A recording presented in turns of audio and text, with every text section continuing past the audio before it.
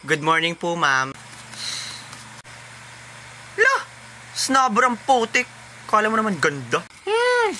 Oh, pasok na. May estudyante talaga. Good morning po, ma'am.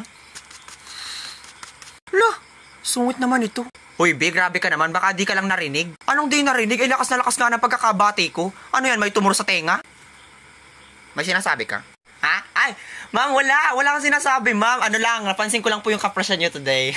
Fresh nyo, ma'am. Alam ko. Now go back to your room. Anong oras na nasa labas pa kayo? Pasok! Diyos ko po talaga itong mga batang ito. Up, up, up, up! Good morning! Ay, good morning po.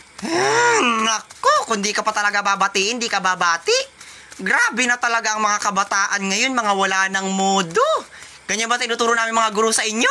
Na maging bastos? Ay, ma'am, sorry po. Hindi ko po kasi kayo nakita. May kausap po kasi ako sa cellphone eh. Ay, ang papalusot pa. Nako.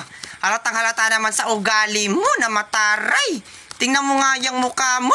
Kapal na kapal lang make-up. Nako talaga kababaing tao. Tapos lahat ng estudyante dito kapag nakakikita ng guro hindi namamansin. Bakit? Ganyan ba ang nakikita nyo sa akin? Lagi ko naman kayong pinapansin, di ba? Nako talaga kabataan, mga walang mudo. Ha? Ikaw nga yung lagang hindi namamansin dito eh. Inggit ka lang eh kasi ang ganda ko. Eme.